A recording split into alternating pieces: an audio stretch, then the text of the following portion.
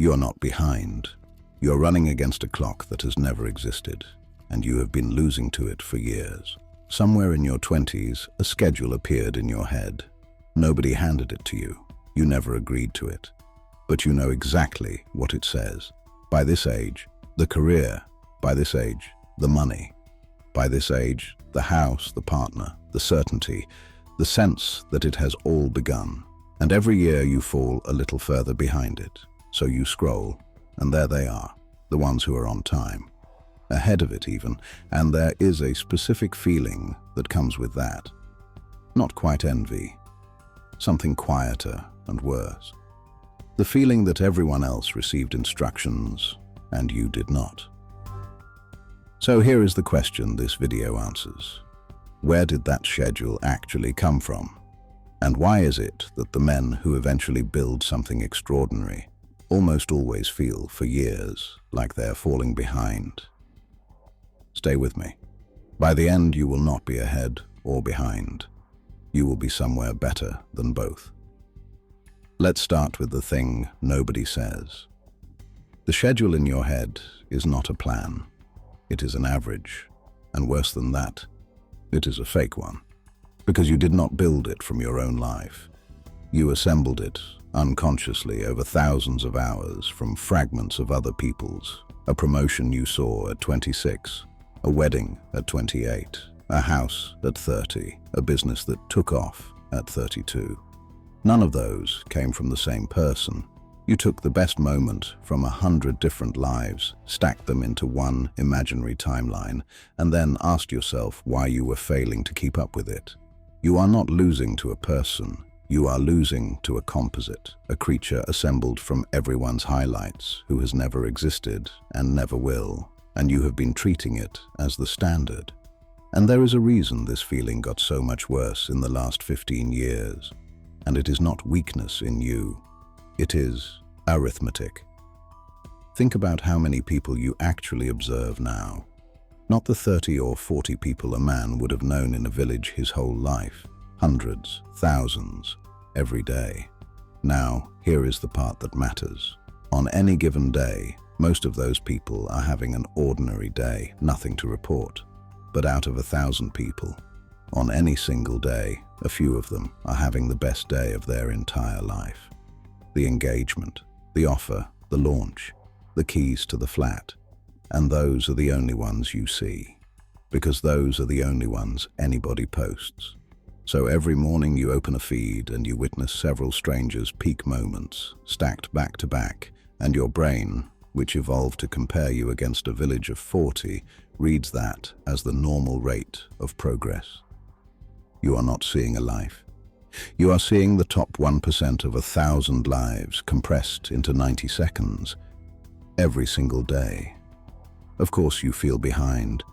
You are comparing your Tuesday to the greatest hits of a small city.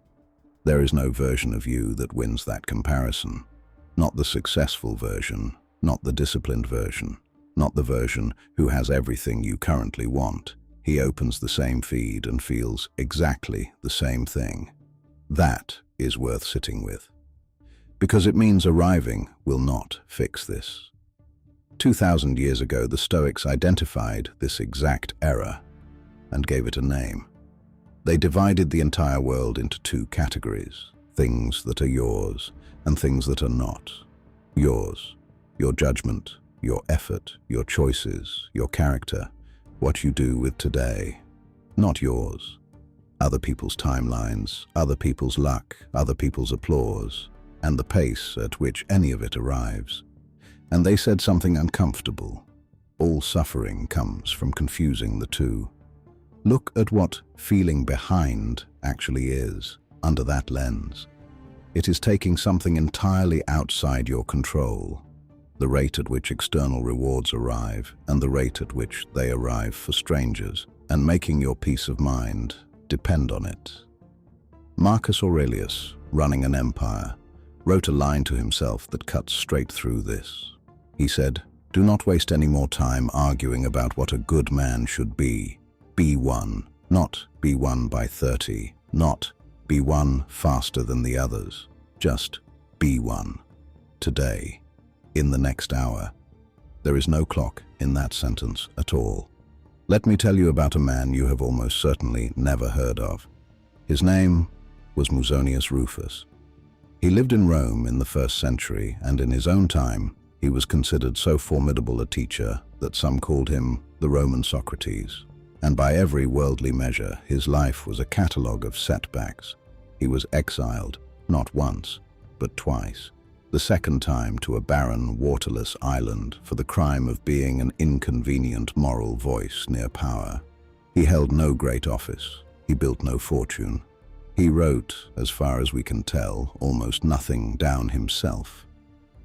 If you had assessed Musonius Rufus at 40 against the schedule, you would have called him a man whose life had not started.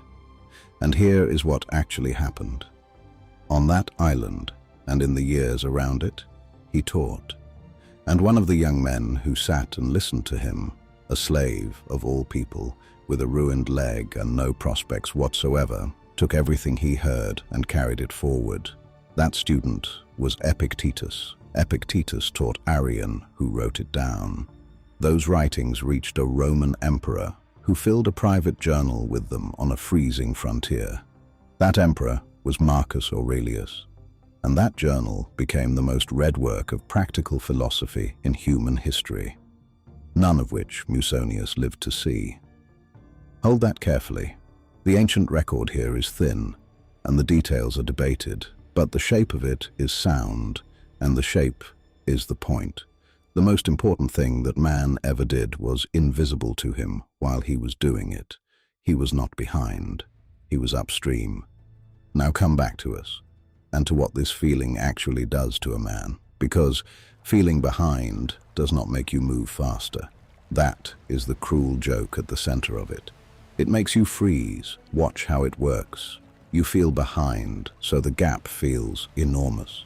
The gap feels enormous, so any single day's effort feels pointless against it, and so you do nothing and fall further behind the imaginary line, which makes the gap feel bigger still. Urgency without direction does not produce action. It produces paralysis, and then it produces something worse. It makes you start choosing your life for the timeline rather than for yourself. The career you took because it looked correct at that age. The relationship you stayed in because leaving would mean starting again, late. The version of yourself you performed because it matched the schedule. That is the real cost, not the years. The years you spent living someone else's calendar. You did not fall behind your life. You were busy running someone else's. So let us go back to the question, where did the schedule come from? Here it is. It came from nowhere. There is no committee, no standard, no true average. There is no age at which a man is supposed to have arrived, because there is no place called arrived.